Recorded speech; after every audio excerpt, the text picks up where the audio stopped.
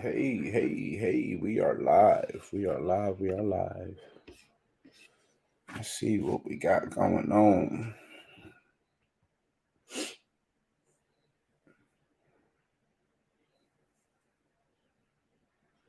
I see someone untapped in. Let's see what we got. Mhm.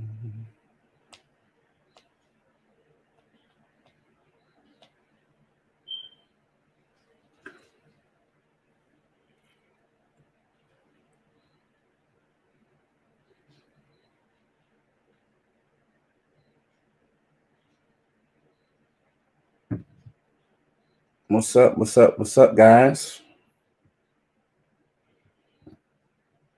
Hopefully, you guys are having a awesome night. Wow. What's up, Brian? Altitude. My God. Shoot, if I knew you were going to be available tonight, I should have figured out a way to rig this thing up to stream. We could have went back and forth. Audra's not feeling well again. But I made sure she got everything she need medicine wise. How's the sound coming through? Pretty good. Got this kind of professional type-ish microphone.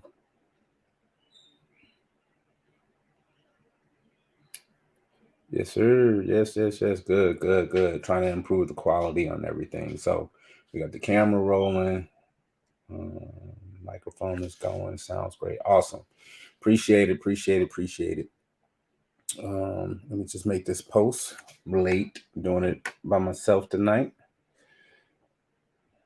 Hey, Larry. You know what, Larry? Thank goodness you're up here. I'm actually fiddling with my phone right now, trying to make a last minute Patreon post so you guys don't miss out on some of the content. Um, Probably gonna be a short one tonight, maybe 30 minutes. Last couple we've been doing has been like over an hour.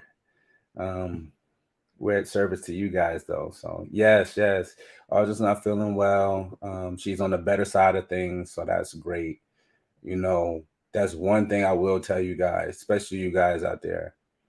You know, when you get you an older woman, I mean, you gotta have you a lot of WD-40 hanging around from them aching, tight joints. And man, she's hanging in there though. I told her she need a full blown tune up.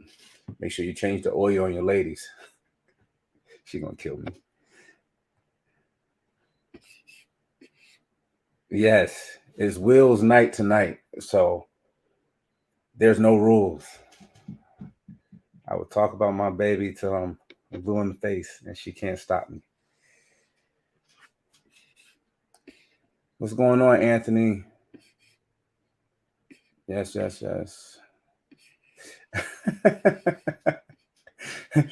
Hey, you know what? And then she comments down below, so she's watching it as well. So I'm definitely gonna start it, but as you guys can see, since she commented, she's doing okay. Yes, Travis, you're right. It is a man's job to maintain things and run his household, you know. And I was joking with her. We was out of town, actually out there with Brian in Tinley. You ain't get to hear that joke, Brian, but I was telling the receptionist, I was like, that's how you got to treat your women. You know, treat her good, like you would treat your car. You know, make sure you change the tires, rotate the tires, check the oil, get a tune up every now and then. Because if you don't, you got to change it like a 4-year lease.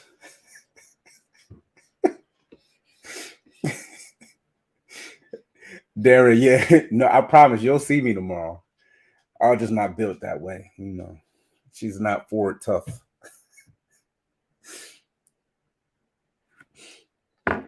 All right. So we got 14, 15 people watching. I did it slightly different this week, trying to take advantage of some of the stuff I'm learning with technology on StreamYard, guys. Streaming to Facebook and YouTube at the same time. The next one we'll probably try to stream to Instagram, which is tricky because Instagram kind of changes the viewpoint. It's no longer a landscape, it'll make it portrait. Angry face. Come on, Brian. You know you got a comment. Hopefully, you guys' weekend is starting off with a bang in a good way. And hopefully, this just will add to the positivity of things.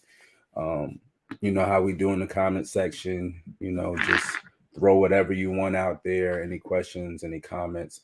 Um, I normally say we, which is another topic I want to go through with some of the questions we have, but I will do our best to represent us. Um, Someone asked, the number one question they asked, two people asked, like, how do you go about branding and representing yourself as a business? Some of these questions may seem simple to some business minded people. Nothing's too simple to answer, and I never want to make anyone feel insignificant. A lot of this stuff that we go through um, in our business, I want everyone to know. And what we do is our opinion and our perspective on things. That being said, when you start off, even as a small business, even if it's just you have to have a goal and a business plan in place. That being said, once you've set said business plan and everything falls within range of that, you need to act accordingly. So if you're a sole owner of your business, for example, I always use you, Brian, but Brian, everyone knows Brian. You know, um, I learned a lot from Brian, but know a lot before as well. When you start branding yourself, like he brands himself as Altitude Exotics, we brand ourselves as Flawless Crested Geckos. Even if you're a sole owner, independent owner, you tend to you want to represent yourself or put yourself out there as a big organization, even if you're not there yet. So that's why you always reference yourself as we or us, the brand. You want to always refer to it with those type of, as this. It won't be a bang. Larry, yeah, it will. Yeah, they will. I'll be okay. I'll just tell her, just go to bed. It's past her bedtime. She'll be perfectly fine. But yes, you represent yourself as a big organization, as a we, us, or the brand, whatever it may be. And then you start to fill those shoes and take actions accordingly. Just normally our reader and stays up to date on all our questions and comments. I have a man brain and one dimensional once I start talking. There's a nice couch. 85-inch TV in the vault. 86, young man. Yes, I will be fine. Only thing about down there, then she can watch me on camera and talk to me through the cameras, and I'll have to like turn them off somehow. I promise you guys, I will not be staying in the vault tonight or any night thereafter. Come on, guys. You guys got to change this narrative. This is 2022 going to 2023. There's no such thing as, husband sleeping on the couch. There's no such thing as any of this. It's make believe, If I slept on the couch, Audrey would have a heart attack. She would like probably not get any sleep at all. But that's the norm. So we need to make it the norm across the US. Yes, I'm not going to repeat that. Yes, Altitude, you're accurate. Every single one. That's what she said. So let's see. So I don't go over my time frame. Gosh, Lee, guys, you have some interesting questions. One person actually, and now when we do these Q&As, we never really put out who's asking the questions. One person in particular actually said, please don't post my screen name. I guess they tend to be embarrassed at times, but you really can't be that way. So one of the questions says, is your business or the business of crested geckos or reptiles in general fully self-sustainable without doing any shows. um, and you got to attack that from two different angles. Um, my opinion, yes, it's fully sustainable. This business is fully sustainable without doing shows. But that's because that's the way the business plan has been rolled out for us. There is nothing wrong with doing shows. And again, guys, prefix that with disclaimer, this is our opinion. While we're actively doing this, there's still 1,000 ways to do the same thing. You got to go for what you want to do. The problem, shows are amazing. I mean, you really could never replace a show, seeing animals in person, the interactions with your customers or people in general. But I don't think it's a viable business to get into if you're 100% not a people person. And it's just my opinion. You're going to deal with so many different people from different walks of life that you you have to represent yourself in such a way where you have to be a people person, um, to a certain extent. You can't take money from people and not provide them with some type of a service, even if you are giving them a product. This is no longer, this isn't like Walmart. It's a very niche market. So we like to pride ourselves on top of the line, top tier service, top tier geckos, flawless geckos, and we want to give you flawless service. So in order to do that, you kind of have to be a people person. It's a constant battle. We did actually a video about it as well. It's a constant battle about shows versus internet. You can do them both. Um, I, what I try to do, I try to research everything for us. Back to what I was talking about before, representing your brand and company, but in a way where I want to try to limit our downfalls, our obstacles that we run into. Um, you can't avoid all of them, but in order to limit them, you need to at least learn from other people's mistakes. So that's where networking comes in. You can't, have somebody tell you that the stove is hot because they got burnt on it, and then you say, "Oh well, it's not going to be hot for me," and then you touch said stove and you get burnt as well. Different situations have different measures to take, but I don't know. That's how I look at it for the shows in general. Um, Shows is an amazing marketing tool, advertising tool, mostly marketing. The person-to-person contact you can have and increase on those platforms and inform people of who you are. I want to say it's almost priceless, really, because even when you market online, you lose so much marketing to people that's not in your field in the reptile community, just to find the people that's looking for your product. That for shows, literally every vendor, breeder, every customer that buys a single ticket, they're somewhat interested in your hobby. So that's how I look at it. You're getting out there in front of all those people. I worked the door at Walmart. You that customer base, Walmart, especially being the tourist area, you're special. Oh, don't be that way, Travis. Come on, it can't be that bad.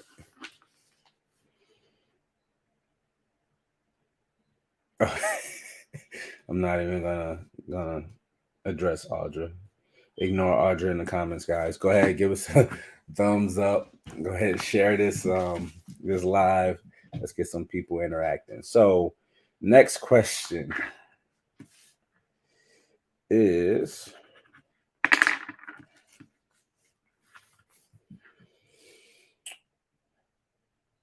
income. Oh, so this goes back to actually one of our Patreon members. We spoke briefly through Messenger. We keep contact with any of our Patreon members, any people, period, and try to be extra helpful with those Patreon guys. But we were talking about S Corp versus LLC. When in doubt, always, go to your CPA and refer to your CPA for his professional help.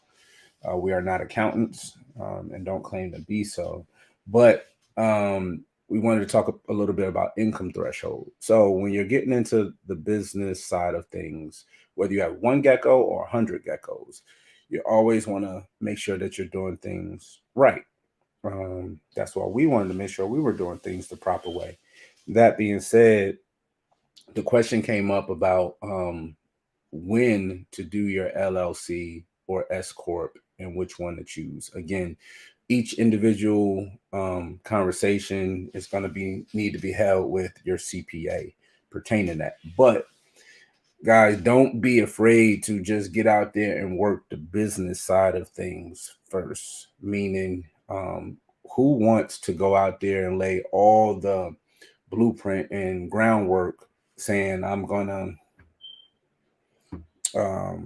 do crested geckos and I'm gonna go and get this license and that license and this license and that license. If there's not a license or permit that you need in that moment right then when you're getting started, I probably wouldn't go and get it. You get the things that you need so that you can function wherever you are in that process as a business. There's plenty of people that run small businesses and claim them still legit and legally. Again, talk to your CPA on their taxes because they don't pass a certain income threshold, where they then have to do something to gain all the benefits from said business.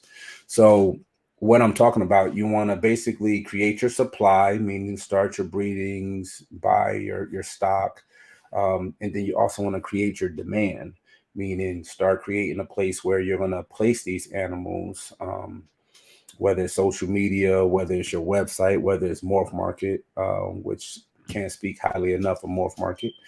Um, Create your supply, create your demand, and when your income threshold, hits that point, whatever your CPA suggests, that's when you turn it over and then you do your S corp or your LLC. Again, whichever one they suggest. What's going on, Emily? I'm doing it tonight by myself, guys. Audra isn't feeling well. What's going on, Stephanie? Stephanie is amazing. She's another one of our Patreon ladies, and she was out there in Tinley doing it big. Loved her table, loved her energy. She does a lot of shows as well, and she's full time. We actually just recorded a video. We keep referring to Patreon, Patreon, Patreon. That's the movement for us, and those slots are filling quickly. Which is very exciting, because it feels like we're putting out there not only for the savings account and everything, for the user to utilize at your discretion, but also the information we're putting out there strictly for the business. People are really wanting to know the business side of things. So that's a really, really cool angle to approach things from, because who don't want to make money, doing something they love, taking care of these animals. Oh man, Brian, what was my favorite animal at Tinley? I'll speak for Audra too. I'll take that leap. Hers, I would probably say, is she held a huge, like, leaf tail gecko. Mine,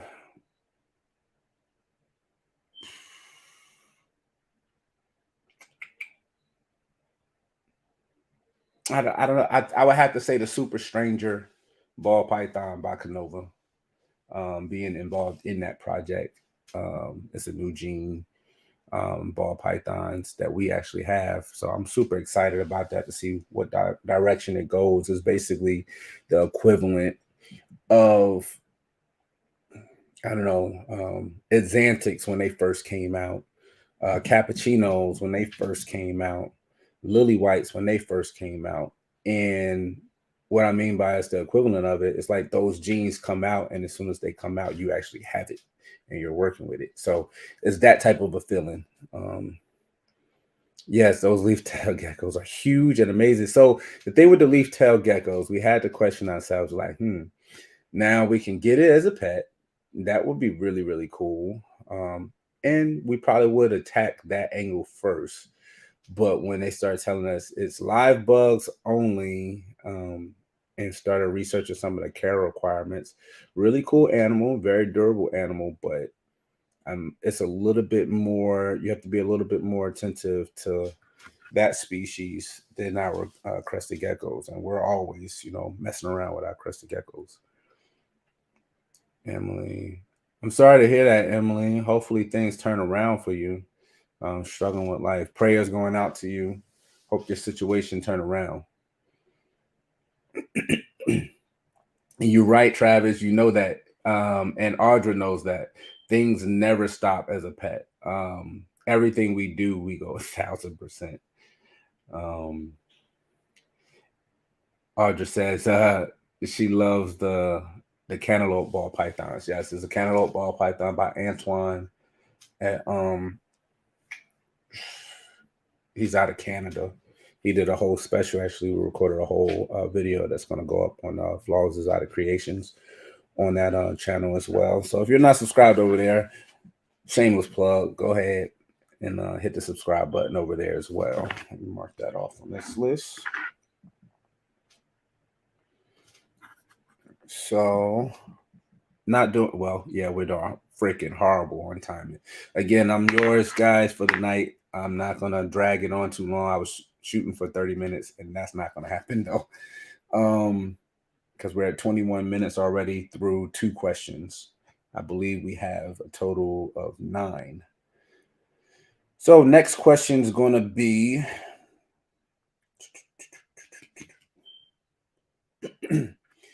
oh, you know what? And maybe you guys can chime in the comment section as well on this one, because we do not have the experience in this area.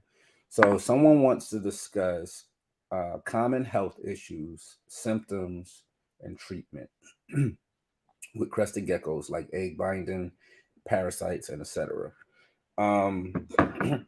It was another draw for us to the crested geckos, was the ease of care. But knock on wood a gazillion times, we have not had any issues with egg binding, nor parasites, thank goodness. We do use a quarantine process when we were acquiring tons and tons of geckos. We rarely acquire new geckos at the moment. We're still constantly buying, but we rarely acquire them at the moment because it's not really anything that we're seeking right now. In the future, we will. We're researching different projects like Pixel, Sable, all the new stuff. We want to get involved with it as well. So we don't really have anything on the gecko side that's in quarantine. We really haven't had any experience with parasites. I don't know. You guys let us know. This community is here for you. Yes. Yes. What a positive mindset to have. Yes, things will get better. It can only improve. Heart surgery. Wow. Emily, you sound like a trooper. Definitely keeping your head on your shoulders.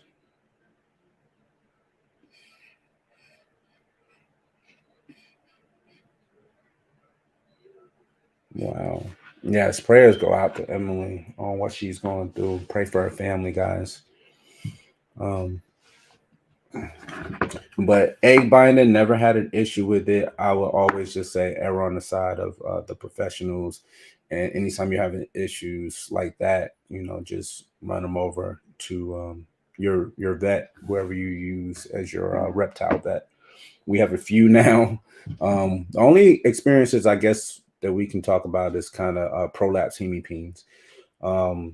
Right now, we probably have a little over 2,400 crested geckos, and in 6 years, we've had 2 breeder males, 2 different breeder males with prolapse hemipenes, and we've tried everything under the sun, everything on Facebook, everything on YouTube as far as keeping them moist, warm water, sugar water, brown sugar, um, lubricant, all kinds of stuff that's safe for the animals.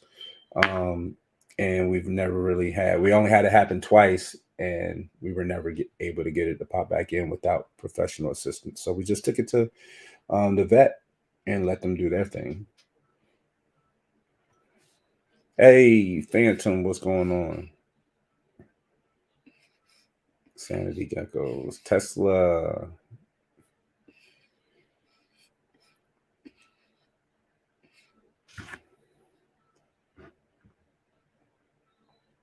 I want some Xantics.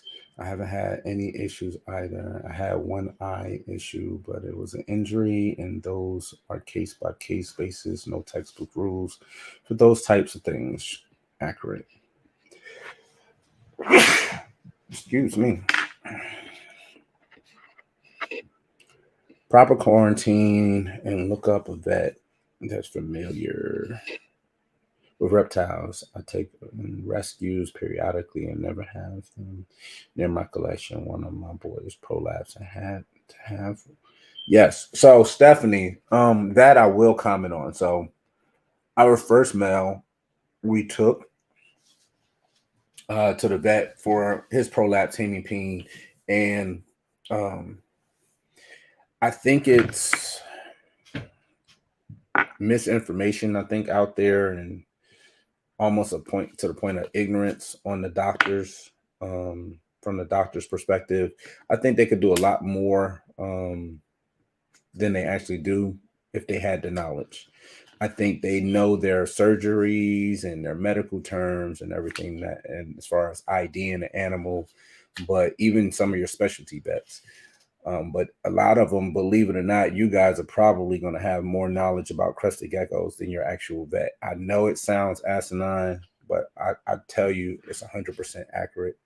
Um, Even though our vet was very skilled with what he does, but our first male, Mr. Perfect, had to have one hemipene removed.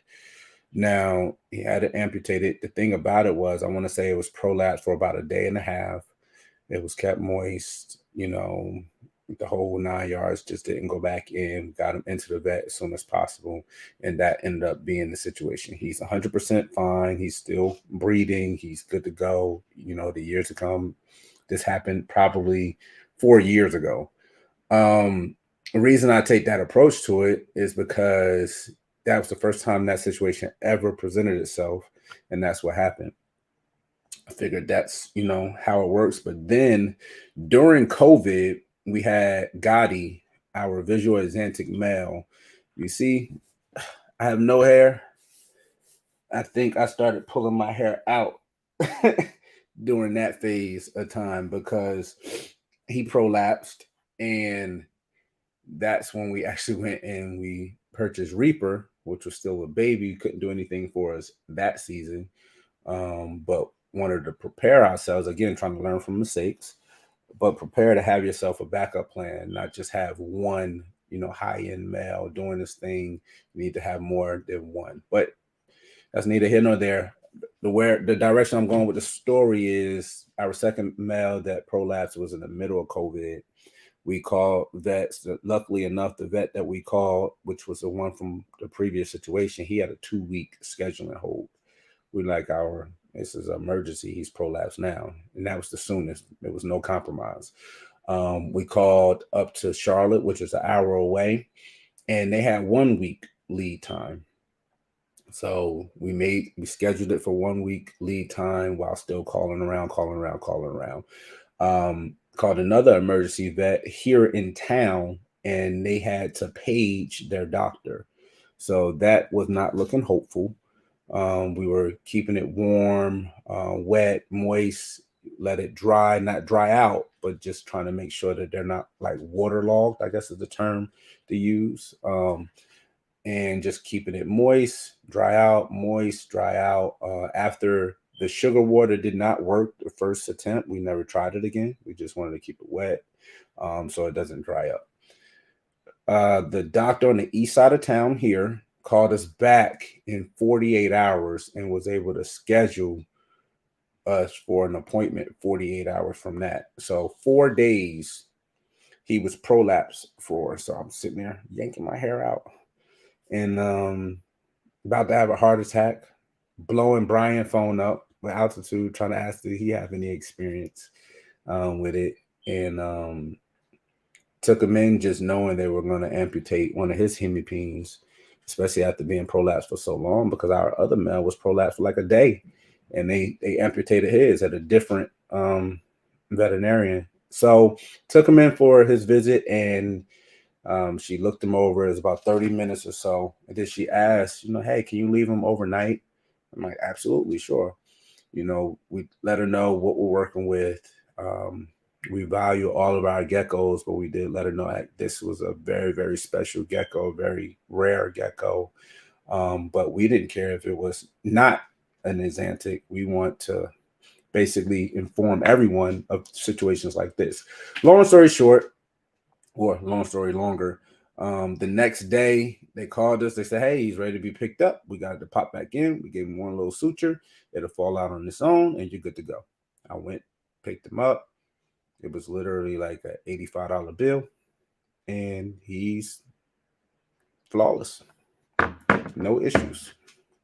So I say that to say, make sure you question your vets, maybe their experience, maybe their knowledge on crested geckos. Have they ever dealt with hemipenes before? Do they have any experience with recovering a prolapsed hemipene back in before you just jump and run to that specific vet? Yes, Scotty is the man. Yeah, Reapers right there. Hey, we got some other little ones popping up too. We just gotta take some photos. Notify me. Yeah, so Emily, yeah, we actually got a message about that from someone else. Guys, make sure whenever you guys get a chance, you hit that not only the subscribe button, but the notification bell. Some people weren't being notified. And if you're watching this on Facebook, we'll really appreciate if you come over to YouTube and hit that subscribe button. We're trying to build our community over here on YouTube. We do a lot of fun stuff. We promote our Patreon over here and everywhere, but it's not just Patreon. This is an entire community that we want to continue working on improving and sharing knowledge and communicating with. And we also do some giveaways and some other fun stuff.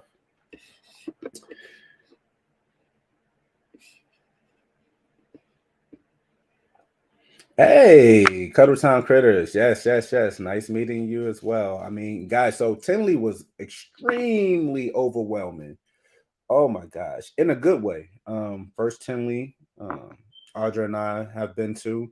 Brian was there. We were rocking out the whole flawless family. Altitude Exotics, amazing time.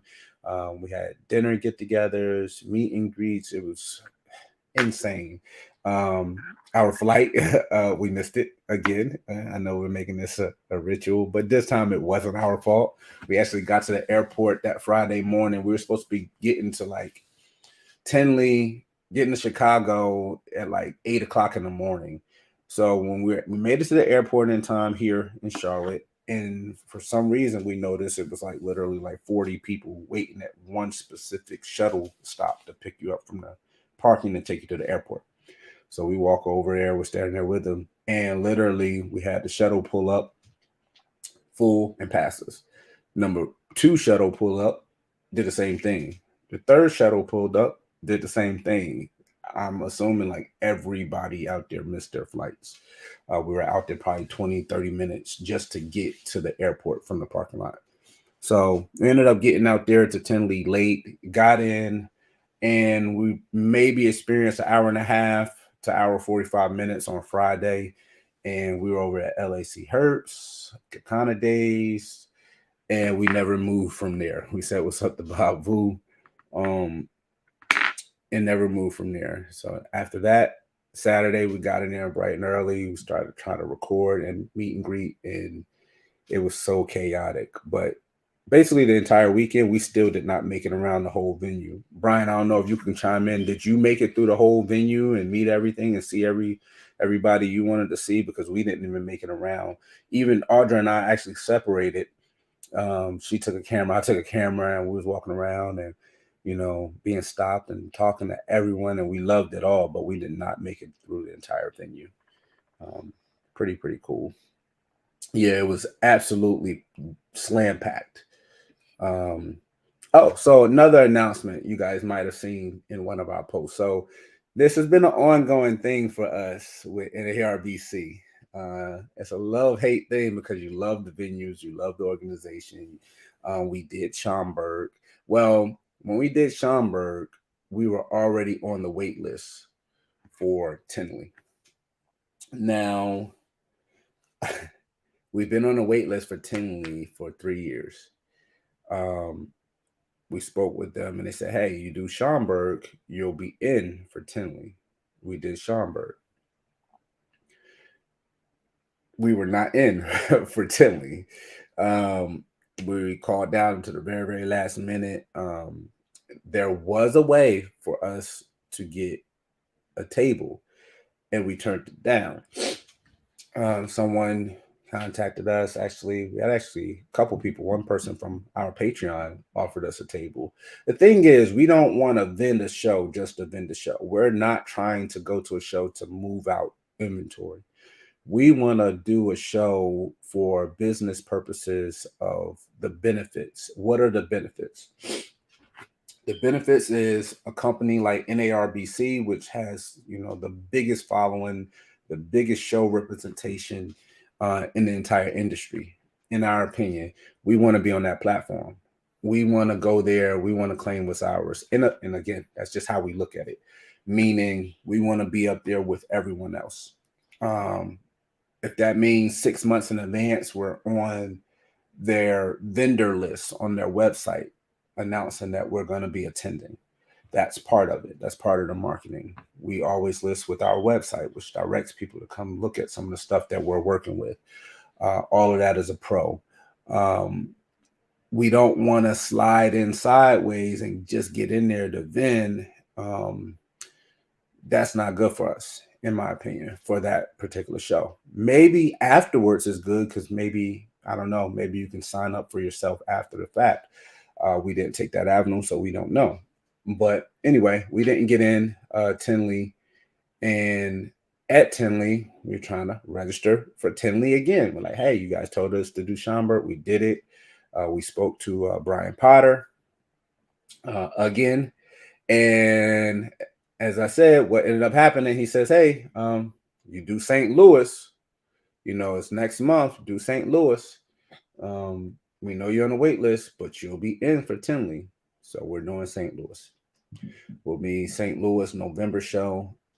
And according to Brian Potter himself, we're in for Tinley come March and thereafter. So that's the name of the game. That's what we're working with.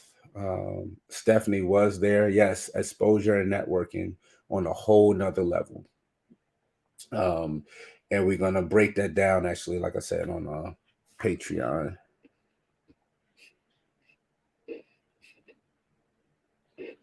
Yeah, Tinley has to be on everyone's bucket list. The people that you're gonna meet there.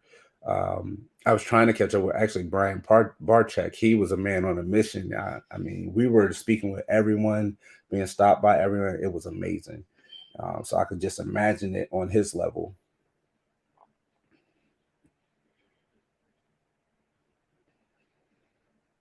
Yes, Frank is everywhere. We were just actually on Supreme Gecko's live, I think it was yesterday. And Frank the Tank is everywhere. Love that guy. Love what you're doing. You're already creating a movement for yourself right now. Just showing your tenacity. They didn't know Tinley was that tough to get in. Yes, extremely tough to get in. Extremely. Is how I compare it, being a football guy, it's the Super Bowl. It's the Super Bowl for reptile keepers.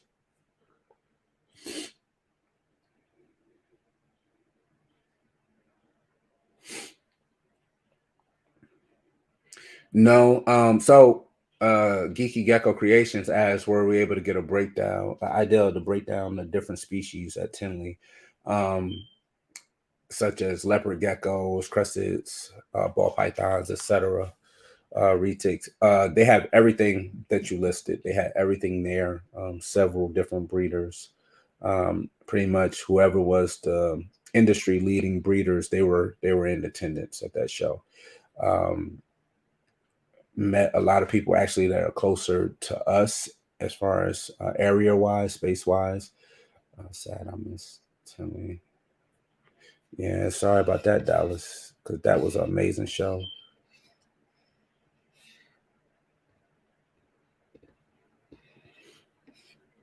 Yes, yes. Anybody got contacts with Brian Potter? Yes, hound him. Tell him you want Flawless on that platform because that's the direction we're heading. So, again, back to the question. That's three questions. Roly boys. So, you leave it to Roly, Ben over at Roly Boys to make things comical. And I know this has to be right up Altitude Exotics, Al. He wants to know what's Will's max deadlift. Who cares? No one cares about max anymore. We do repetitions over here. I say probably do 5 to 10 reps of 500. May end up doing a 1 rep max. I don't do 1 rep maxes anymore, but I probably get up over 600 pounds. But anyway, I don't like really even talking about heavy lifting. That's the pass. Okay, so tips for new breeders. So tips for new breeders to grow, I would say you have to figure out whether you're extrovert or introvert, and that will depict on how you go about growing your business or growing your hobby. Um, and the number one thing I would say is your stock. Make sure you get the best of the best of what you can work with, and your goals need to always be to improve what you're working with to make it better. It I think we probably said that before. It doesn't matter where you start in this hobby, whether you have someone that gifted you a gecko, whether you have, some of those, uh, how do I say, those pet store geckos. It doesn't matter. When you feel that itch to get into this and it excites you, business wise as well as just having fun, you want to make sure that every single one of your breedings, everything that you plan out, is going to improve the species as a whole. Um, that by itself will help you grow. Outside of that, marketing, watching videos on YouTube, especially YouTube, should be probably your number one source. Take everything with a grain of salt. Don't just utilize everything you find on YouTube. Just make sure that you can sit there and build you up a library where you have different things you can go by to try to further your business, whether that's paid marketing, whether that's networking, whether that's education, and you want to educate yourself on specific genetics or morphs. Find your lane, find your niche, and run with it. I was talking with actually Travis about Tiger. I think, you know, I had a buddy who actually got us deeper into the crested geckos, Austin. Hopefully, we'll be meeting him in person out there in St. Louis. But he was deep into the tigers. I mean, he was creating some amazing tigers, absolutely stunning. And he ended up getting out because he started, creating a family, got married, and went that route. And congratulations to him. But he basically took a morph that no one truly was deep into, and he created something very special out of it. Created some of the best tigers I'd ever seen. And it was really, really cool looking. So you can create a market for anything. And when you start, stacking the best of the best of the best and improving the expression of that gene or morph, um, the hobby and your industry, your lane is just going to increase no matter what. Um, So that one's answered. Okay, so that's 4 down. Let's see, where are we at? Where are we at? Oh, let me check these comments.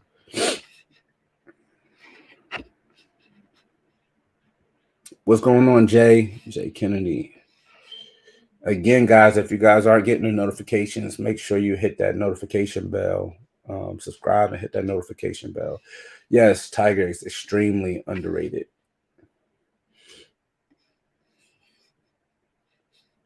Okay, we are all caught up. You guys got any questions? Go ahead, pop them in the comment section. Don't have my partner with me tonight. She's not feeling well, but she's watching and commenting, so I don't talk about her too much.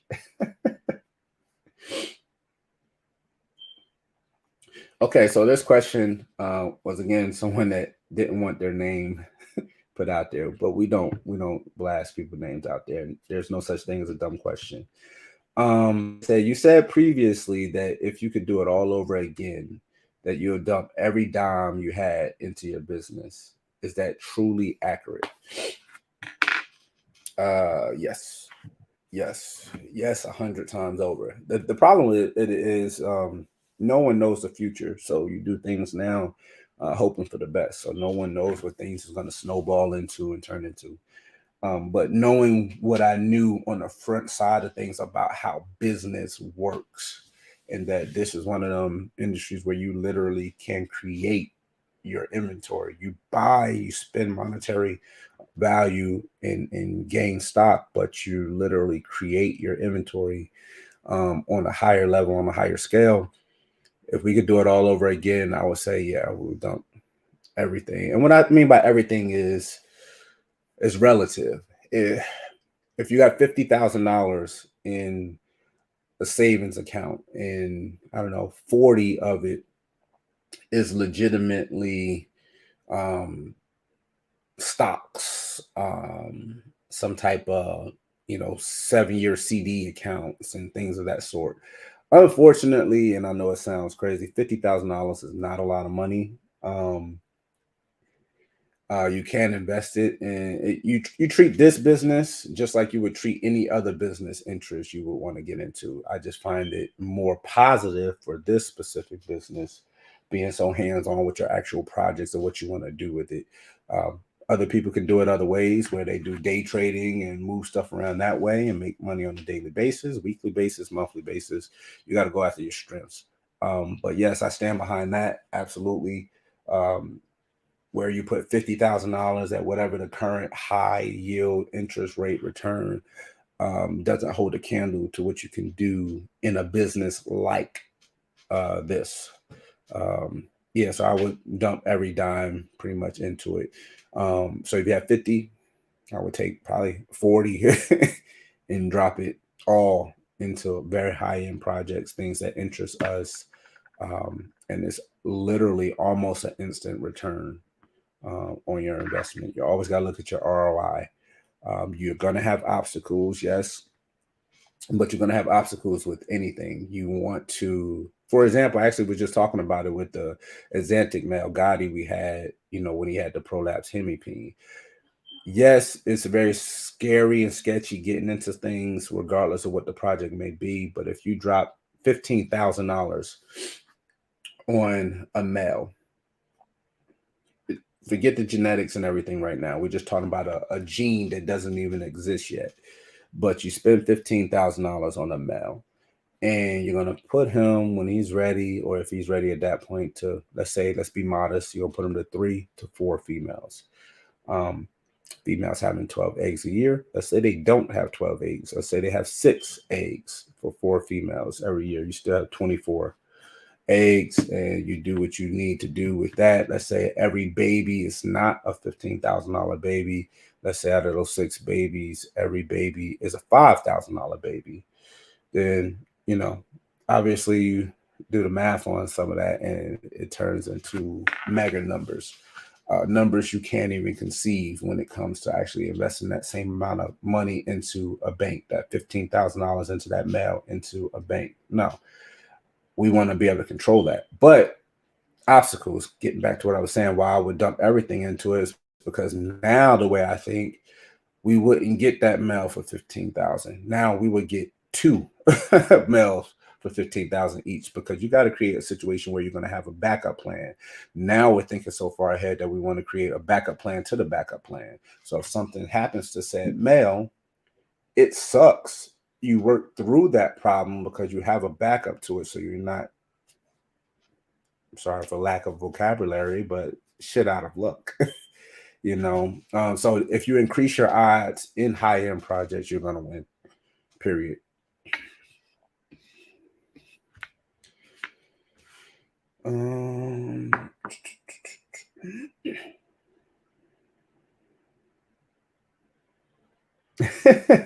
So I don't know, we ain't superstar status yet. We're still building, guys. But somebody asked, do you guys have to pay to be interviewed, or do they pay you? Again, I'm not laughing at that person at all, but that's interesting. So no, we haven't paid for an interview. And no, we haven't been paid either. Uh-oh, camera, I think it's overheating. Hold on.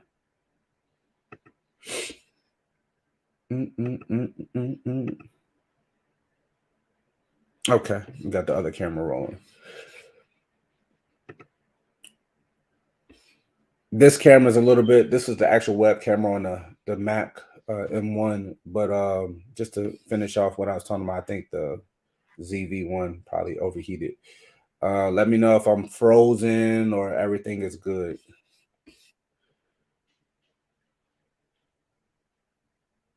Emily, thank you so much. We really appreciate it. We strive to do our best.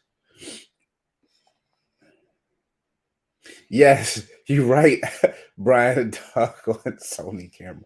I'm gonna have to put my Canon camera up here next go around. That one doesn't overheat. It's a little bit more to kind of tie in, but it doesn't overheat. But yeah, back to the interviews. We don't pay for interviews. Not saying that if the situation was what it was, that we wouldn't. It has to make sense and be the best opportunity for the business. And no, we haven't been paid for an interview. Our payment for an interview is honestly doing the interview. We refer to it as reach. So what is reach? Reach is basically getting out there, reaching people that you don't have contact with on a regular basis. So if you're a part of our Patreon, if you're a part of the people that's already watching us right now, that's why I say, hey, put it out there. Hopefully you guys share these videos, put it on your social media. We really appreciate that greatly, because you guys are organically increasing our reach. Saying, hey, these guys are pretty cool. Maybe some of our friends and family should check them out. They've been extremely helpful helping us with whatever situation. And so that little plug, just putting it out there, it's free promo, free advertisement, free marketing for us. So if we're on anyone's platform being interviewed, whether small or large, because we've done them all. We actually just did one with MJ from Trap Talk. That was insane, the feedback that we got from that. He's on his way up in a major way, and it was really cool to be interviewed by him. And we just want to, we're open to it all. We're not closed off to anything. Frank, what do you mean? What bot? Bot detected. Oh, I think I know you're talking about Casper. Oh my gosh. I don't know. Going forward, we probably have to get somebody to regulate and monitor the comments, but I'm just going to ignore optimistically cynical for now, unless they're doing something extremely disrespectful. Thanks, Travis. Yes. So his trap talk was very non-scripted, on our part. We kind of, when we do these interviews, people say, hey, we're gonna do this interview at this time, and we're like, all right, cool. We're an open book, so we sit down, we don't pregame, and it's just like, hey, boom, this is it. We rolling. Um, and it ended up being amazing. So that was really, really cool. And we're looking forward to doing a part two to that one. We're looking forward to doing more with Supreme Gecko, Wiley and Annette. They're amazing. We have one coming up, I believe, with Zero's Geckos. Um, we are going to St. Louis. We just posted it on social media. November. Hold on. We will be St. Charles Convention Center, November 12th, well, 11th, 12th, and 13th. So, hey, Brian, I stood inside, it says, when we see you on Rogan. Probably after you, sir. You're leading the industry, man. We're just trying to pick up the pieces, picking up the crumbs as you drop them, sir. Um, Yeah, Brian is amazing. He's an amazing friend outside of the hobby. We talk on a regular basis. He is a very zero maintenance type of friend and is always there when you actually need him.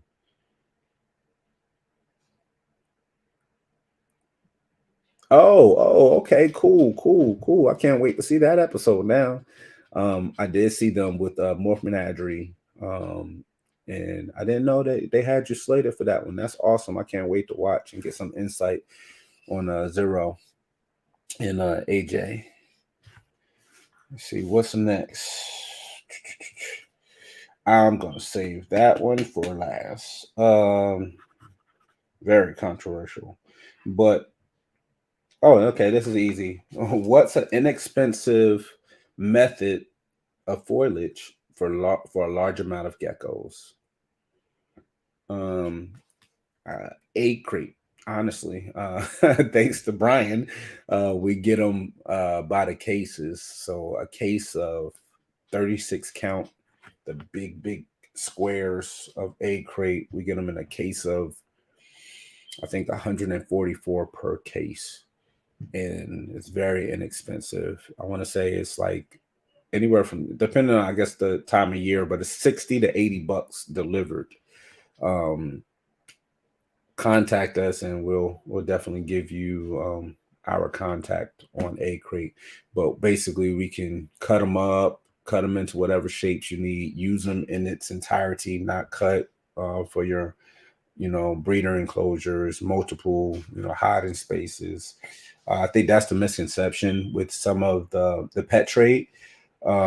They just need cleanliness. They need multiple places to hide, fresh drinking water, fresh food. Um, and you go in there, you take them out and play with them and check them out and stuff, in your leisure. But as far as them needing, soil and needing live plants or fake plants, that's more of a human um, mentality kind of pushed off onto the animals. They just need, places to hide. So you want to go for the best bang for your buck. Not sure when it comes out, but they were great. Drove some breaking news out of me. Oh man, uh-oh.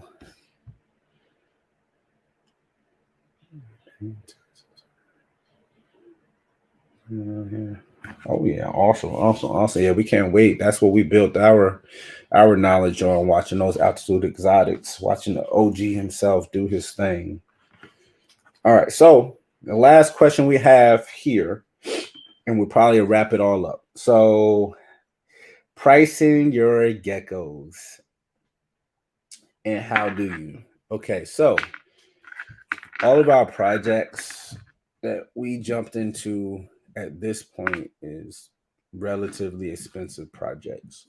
Um, you start off with the best you can get, and then you continue to add to those programs with the best that you can find. And that's how we're building our programs. We're not trying to push the working man out of purchasing from us. We want to just continue again to improve what we're producing in-house here at Flawless. Um, but it's a very touchy subject, and I mean, it is what it is. We pay a lot of money for to acquire the geckos that we acquire. Um, we pay a lot of money building the facility and facilitating their care and needs on a weekly and daily basis. So that being said, when you buy quality, you acquire quality, you produce quality, and you have quality to offer. Now it's on you to stand on that quality. If you put a animal out there and you demand a price for it, and said animal moves, I mean it's simple supply and demand. Um, the name of the game is how long can you facilitate holding on to say animal where it doesn't move, and where's the value in that with you. So for certain projects, the value in that, I mean, it just kind of is what it is. But we work on a standard process. So our standard, we did not see a general standard rule across the board because there's not a ton of there's a lot of crested gecko breeders out there, but there's not a ton when you look at like ball pythons or things of that sort, that caliber. When you compare the crested geckos to ball pythons, it's literally, in my eyes, it's like one being crested geckos and 1,000 being ball pythons when you look at the industries in comparison, numbers wise.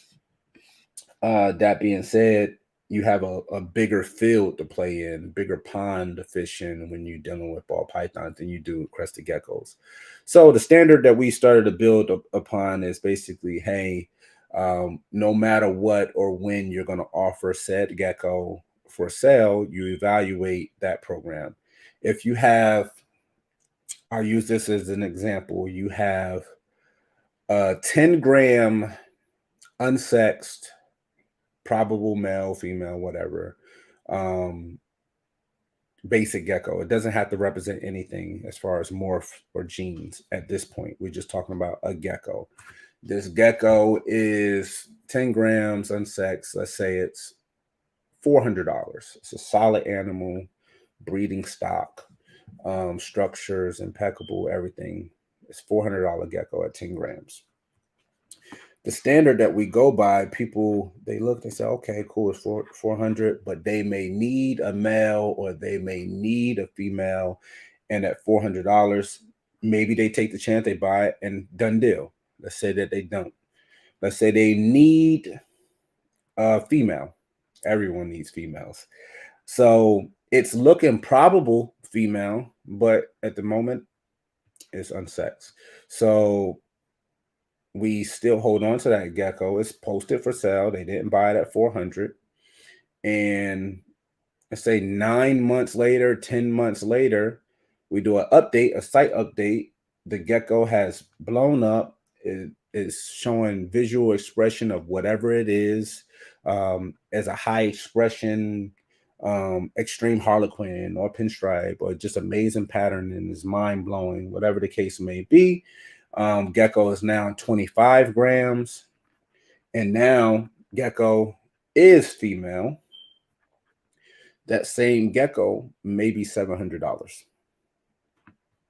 They're like, but you've had it for the last 9 months. Why did it go up in price? Because now it can be determined to be female. You're for sure exactly on what the gender is, no matter what. And you've housed that gecko and you've grown that gecko out to almost be ready to play, is what we call in football, ready to be put in the game, for the next person that buys that gecko.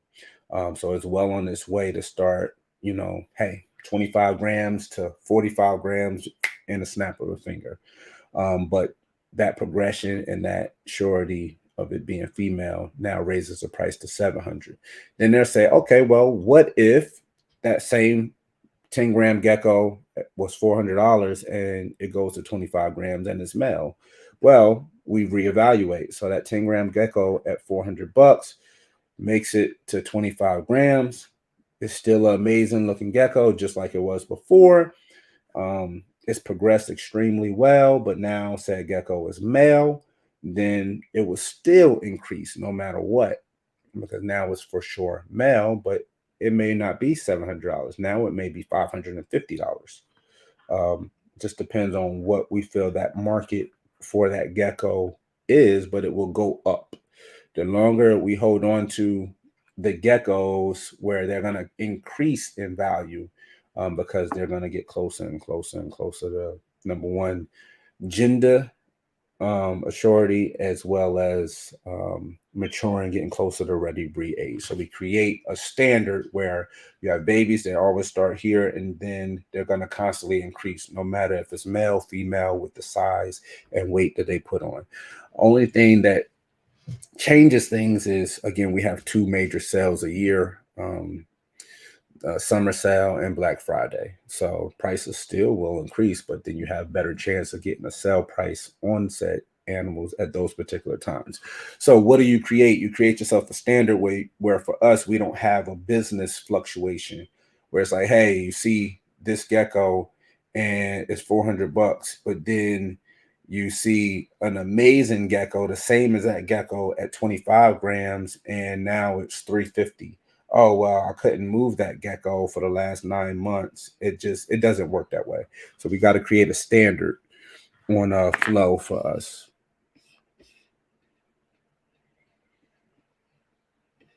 You know what I mean, right? Make some flawless crested gecko sneakers. Yeah, I'm gonna have to get Audra to do that.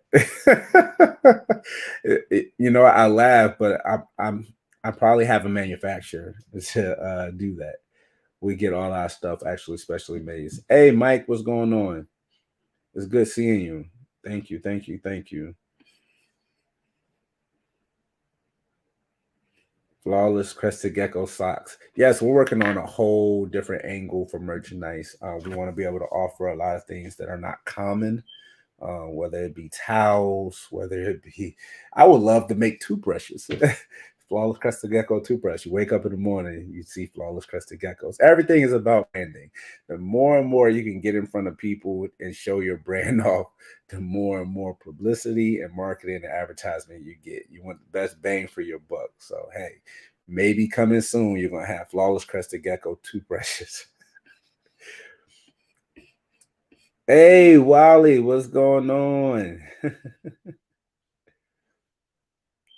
Oh yeah, yeah, yeah. You definitely can watch. I gave you a couple shout outs, definitely about how you're doing in a major way, talking about interviews. Mr. Podfather. He's definitely the OG. But I've held you guys for a very, very long time, double the amount of time that I guesstimated. I've been through all of our questions. We will be in St. Louis at the St. Charles Convention Center for the NARBC show, November 11th, 12th, and 13th next month. Audra isn't feeling well, so wish her well. She's on the better side of things right now. Again, guys, throwing it out there for all you guys with, beautiful wives and girlfriends. They age badly. They really do. Make sure you check the oil, change the brakes, rotate those tires. Those women, they age badly.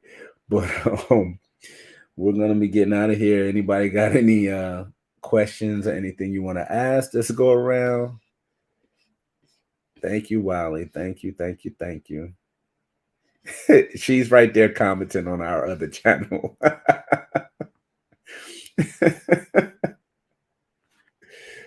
Ricky, you know what I'm talking about. You know I speak the truth. Yeah, yeah, yeah. It's convenient, It's just like with any relationship, Hey, it's time to feed 2,400 geckos. I don't feel well. No problem. I got it.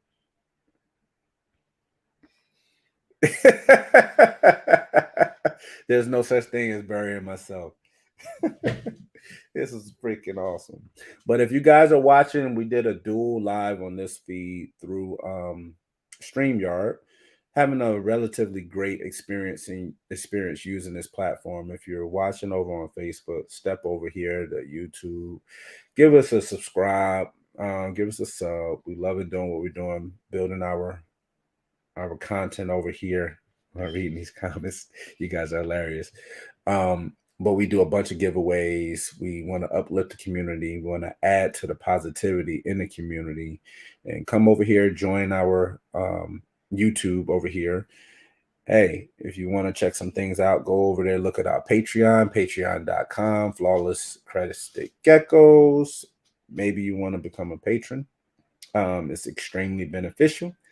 Actually, that's another announcement. October 28th. We was going to do it on the 21st. Next Friday is actually Audra's birthday. So next Friday, we won't have a live. We won't have a live, but it's Audra's birthday, October 21st. But October 28th, which is the following Friday, we're going to run another large live because we're doing our 4th annual Lily White giveaway. We want to prepare for everyone to have a Lily White Christmas. So, starting that season of things, and we're giving away for the 4th year in a row a beautiful Lily White. So, we remember back when we couldn't, quite jump on everything that we jump on now, and how hard it was to acquire, quality and expensive animals. And this is just part of the way that we help give back every single year. But again, once you do sub us on YouTube, make sure you hit the notification bell, if I could talk. We've gotten several messages about people not receiving notifications, and I think it's just something weird with the algorithm on YouTube. But we're going to go ahead and wrap it up. It's been a pleasure. It's been amazing. And another one in the books. Thank you guys for watching. We really, really appreciate it. Inbox us any questions, any comments. Continue this open platform we have going here. And yeah, have a good night. Enjoy your weekend, guys. Thank you.